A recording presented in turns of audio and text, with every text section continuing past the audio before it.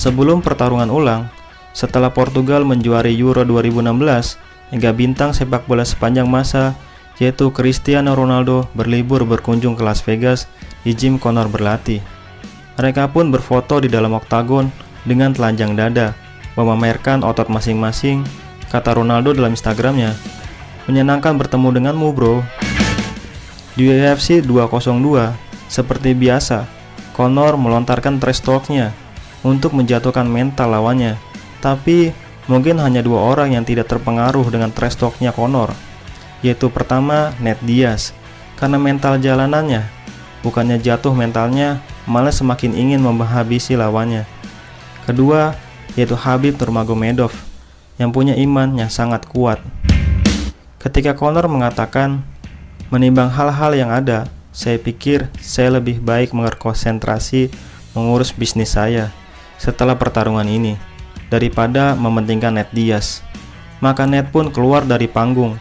Layaknya para gangster, Nate berjalan dengan timnya sambil mengacungkan jari tengah dan akhirnya mereka saling lempar. Di dalam oktagon, mengetahui Nate adalah pemegang sabuk hitam tingkat 2 Brazilian Jiu-Jitsu, setiap kali Nate jatuh, Conor meminta Nate untuk bangun supaya pertarungan tidak di bawah.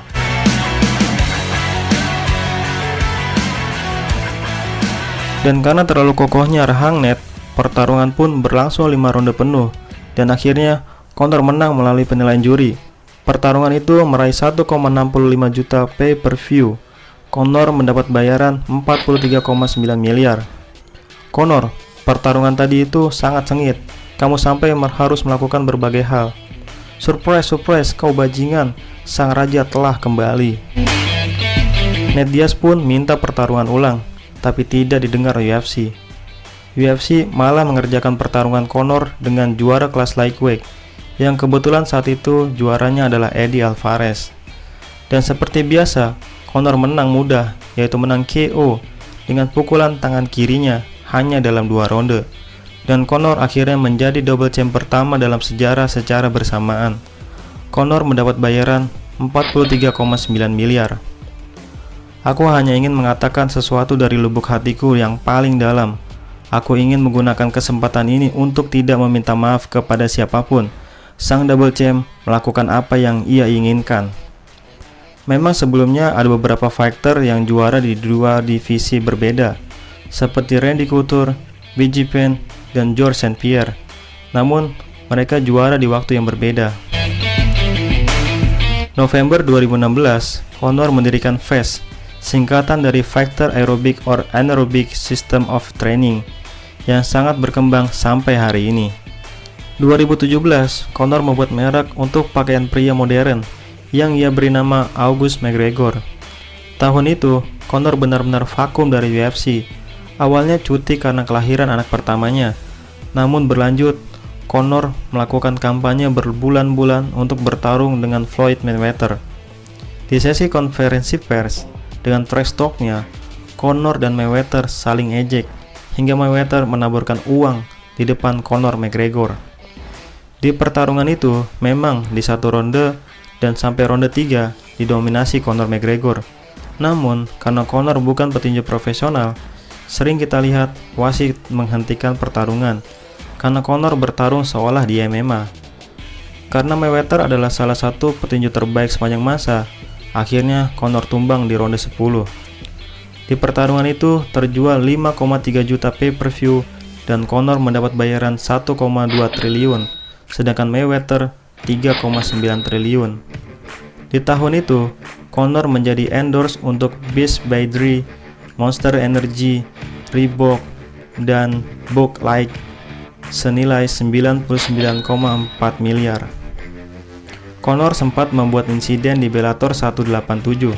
Jadi Bellator ini adalah salah satu promotor MMA namun tidak sebesar UFC.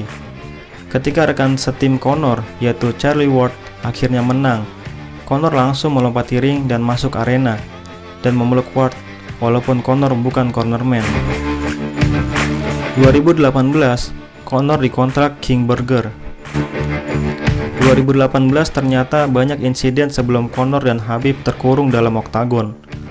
di mana teman dekat Conor yaitu Artem Lobov menghina Khabib. Namun ketika berhadapan, Lobov mengelak dan mengaku tidak mengatakan apa-apa. Setelah usai UFC 223, di mana Khabib menjuarai kelas lightweight atas kemenangannya versus Al Iaquinta, Conor menyerang Beast, padahal di dalam Beast ada Rose Namajunas, Carolina, Al Iaquinta, Ray Borg, Michael Chiesa, Ali Abdulaziz, dan Khabib Nurmagomedov, di mana Borg dan Chiesa terluka akibat pecahan kaca Beast, dan Khabib mengatakan yang intinya, Anda dengan 30 orang, silakan share lokasi, ayo bertarung 1 lawan 1 di New York, Brooklyn, atau Moskow. Tahun 2018, ternyata ini adalah tahun runtuhnya kejayaan Conor. Sebenarnya gue nggak heran Conor kalah di tangan Khabib, karena pada saat itu dan sampai saat ini, kelas lightweight adalah kelas yang paling mengerikan, di mana Khabib sudah dari dulu seharusnya menjuarai kelas lightweight. Tapi kedatangan Conor merubah skenario divisi ini. Bahkan sebelum Conor datang, Khabib sudah menduduki ranking di pound for pound. Namun nama Khabib tak sepopuler Conor, karena pesona Khabib jauh dari Conor. Dan sebagian yang tidak paham pertarungan bawah, yang beranggapan gaya bertarung Khabib membosankan. Dan seolah langit Indonesia berteriak Khabib, nama Khabib langsung menjadi trending topik di semua kalangan, termasuk yang tak paham MMA sama sekali. Yang menurut gue semua itu bukan faktor kemampuan gulat Khabib, tapi karena Khabib seorang muslim. Di mana Conor sesuai julukannya The Notorious, Conor terus mengeluarkan trash talk-nya yang juga menyinggung perasaan muslim di seluruh dunia. Karena Conor tidak hanya menghina orang tua Khabib, tapi juga menghina negara dan agama Khabib. Namun Khabib menampilkan kepribadian muslim yang sesungguhnya, di mana Khabib diam dan terus diam. Walaupun bicara, Khabib hanya berkata, "Aku tidak mengerti sama dia. Dia pikir alkohol bisa menolong dia." Dan ketika hari itu tiba, dan ketika keduanya terkurung dalam satu oktagon, Khabib marah sejadi-jadinya. Berkali-kali Khabib menyuruh Conor, "Hei, bicaralah." Karena Conor seolah-olah hanya berani bicara di luar oktagon dan sosial media. Dan saking marahnya, ketika Khabib berhasil melakukan rear naked choke, atau lebih tepatnya neck crunch, Khabib nyaris tidak mau melepaskan cekikannya, walaupun sudah dihentikan wasit Herb Dean. Walaupun sudah menang, Khabib masih sangat marah dan langsung mencari Delon Danis yang sebelumnya juga ikut menghina orang tua Khabib dan lompat keluar oktagon, bahkan nyaris mengenai kepala Leonardo DiCaprio yang kebetulan duduk paling depan. Di dalam oktagon pun rusuh, di mana Islam Makhachev, Abu Bakar Nurmagomedov, Zubaira Tukhugov, dan tim Khabib lainnya juga ikut mencoba menghajar Conor. Di pertarungan itu, meraih rekor penjualan tertinggi sepanjang masa UFC, yaitu 2,4 juta pay-per-view, dan menjadi pertarungan terbesar sepanjang masa di UFC, dan Conor mendapat bayaran 42,6 miliar. Bahkan menurut Forbes, Conor menduduki ranking 4 sebagai atlet dengan bayaran tertinggi di tahun 2018, di bawah Lionel Messi, Cristiano Ronaldo, dan tentunya Floyd Mayweather. September 2018, seperti atlet sukses lainnya, Conor membuat produk, yaitu whisky yang ia beri nama Proper No 12. Angka 12 diambil dari nama tempat kelahirannya, yaitu Dublin 12. Buat yang muslim jangan dibeli ya, haram. 11 Maret 2019, Conor ditangkap karena merampas handphone seseorang, lalu membantingnya dan menginjaknya di lantai. 26 Maret 2019, untuk kali keduanya, Conor mengumumkan pensiun. Yang sebelumnya, Conor juga menyatakan pensiun beberapa saat kalah melawan Floyd Mayweather. Tapi fans MMA memahami, ini hanya strategi untuk menyelamatkan kepemilikan saham Dana White di UFC. Karena fans MMA curiga, nama Conor masih ada di ranking UFC, padahal katanya sudah pensiun. 15 Agustus 2019, Conor meninju seorang pria berusia senja di The Marble Arch Pub di Dublin. 2020, setelah setahun lebih absen dari oktagon, Conor bukannya melawan para fighter kelas lightweight, Conor malah melawan Donald Cerrone di kelas welterweight. Padahal entah di mana rankingnya, dan usia Cerrone yang sudah 36 tahun. Ketahuilah, di kelas lightweight, Conor baru 2 kali bertarung, 1 kali menang 1 kali kalah, dan Conor menang sangat mudah hanya dalam 40 detik via TKO dengan tangan kirinya. Namun ada yang unik di sini. Sejak sesi face off hingga pertarungan usai, Conor terlihat sangat berubah drastis, di mana dulu Conor terlihat tengil, bengal, arogan, merasa paling kuat dan tak terkalahkan. Sekarang Conor sangat sopan dan penuh respek. Bahkan Conor sampai mencium kening Cerrone. Di pertarungan itu meraih 1 juta pay-per-view. Conor mendapat bayaran 42,6 miliar. 6 Juni 2020, untuk ketiga kalinya Conor mengumumkan pensiun. Tapi fans MMA tidak ada yang percaya, karena yang jadi patokan adalah nama Conor masih ada di dalam ranking UFC. Sangat berbeda ketika Henry Cejudo dan Daniel Cormier pensiun. Namanya langsung hilang dari ranking UFC. 10 September 2020, Conor sempat ditangkap di Korsika karena katanya melakukan pelecehan seksual dan exposure di bar. Ya walaupun kurang masuk akal, namun Conor dibebaskan tanpa dakwaan. 20 September seperti fighter lainnya yaitu Khabib Nurmagomedov, Tony Ferguson, dan Brian Ortega, Conor botakin kepalanya seperti Conor dulu di 2009. Sepanjang 2020, melalui akun Twitternya @TheNotoriousMMA, Conor lebih sering perang tweet dengan para fighter yang sebelumnya sering Conor lakukan di tahun-tahun sebelumnya. Oh ya, untuk mengetahui asal-usul dan prediksi pertarungan antara Conor dan Dustin Poirier, kalian bisa lihat di video gue sebelumnya di profil lengkap Dustin Poirier. Sedikit sisi lain dari Conor, bahwa ternyata Conor sangat mengidolakan Muhammad Ali dan Bruce Lee. Bicara Conor, pasti bicara kekayaannya juga, karena Conor adalah fighter MMA terkaya dan terpopuler sepanjang masa.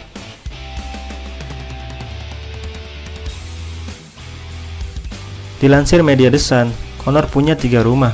Pertama di Las Vegas, yang ngebeli dengan harga 40 miliar. Tapi 2017 rumah ini dijual, karena Conor lebih senang di hotel ketika di Amerika. Kedua di Spanyol, dibeli tahun 2018 dengan harga 22,3 miliar.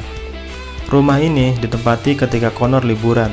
Ketiga di Dublin, Irlandia, dibeli tahun 2019 dengan harga 34,6 miliar. Conor juga mengoleksi mobil, diantaranya Lamborghini Aventador Roadster, Rolls-Royce Ghost, Lamborghini Huracan Aveo, BMW i8, Mercedes-Benz S-Class 500, Rolls-Royce Dawn, McLaren 12C, dan yang paling unik, DeLorean DMC-12. Mohon maaf kalau pengucapannya salah, maklum nggak punya. Sekali posting iklan di Instagram, Conor dibayar $125.000 atau 1,9 miliar. Apalagi Conor menjadi atlet MMA dengan follower terbanyak dengan 38 juta lebih follower. Menurut Forbes, total kekayaan Conor sekitar $120 juta atau 1,7 triliun. Bahkan ada media memperkirakan sekitar 2 triliun. Di tahun 2020, Conor masuk daftar artis berpenghasilan tertinggi sepanjang 2020.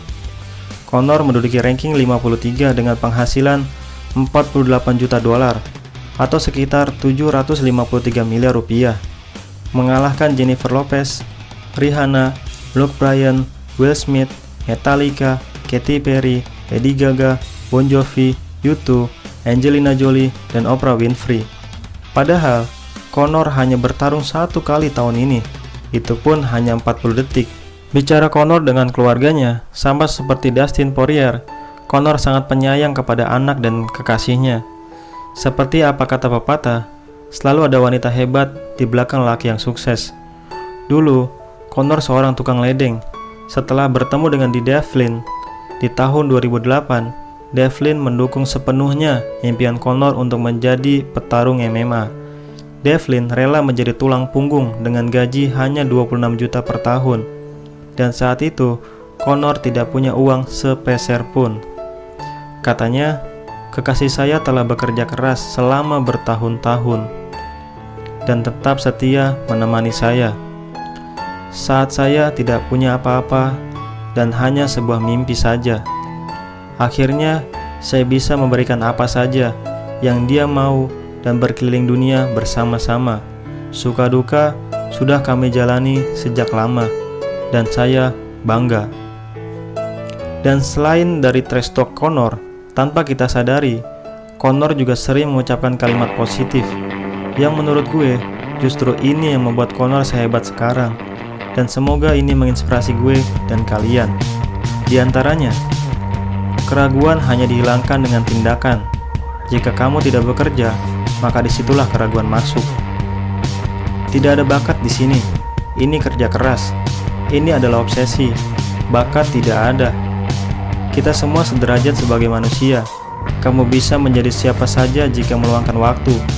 Kamu akan mencapai puncak, dan hanya itu. Saya tidak berbakat. Saya terobsesi. Saya hanya akan terus melakukan apa yang saya lakukan. Terus buktikan orang salah, dan buktikan dirimu benar. Saya terus bermimpi sukses, lalu waktunya tidur. Keunggulan bukanlah skill, keunggulan adalah sikap. Bagaimana saya bisa membenci seorang yang memiliki mimpi yang sama dengan saya? Kesuksesan saya bukanlah hasil dari kesombongan, itu adalah hasil dari keyakinan. Saya pikir banyak orang takut pada ketinggian yang sangat tinggi, tapi saya bukan salah satu dari orang-orang itu. Saya tidak seperti itu. Saya akan melakukannya. Pemenang fokus pada kemenangan, pecundang fokus pada pemenang. Aku pergi ke bintang-bintang, lalu melewati mereka. Saya sombong dalam prediksi, saya yakin dalam persiapan, tapi saya selalu rendah hati dalam kemenangan atau kekalahan. Saya mengambil inspirasi dari semua orang dan segalanya. Saya terinspirasi oleh juara saat ini, mantan juara, dan lawan saya. Makin kamu mencari yang tidak nyaman, makin kamu akan merasa nyaman. Itulah profil lengkap Conor McGregor.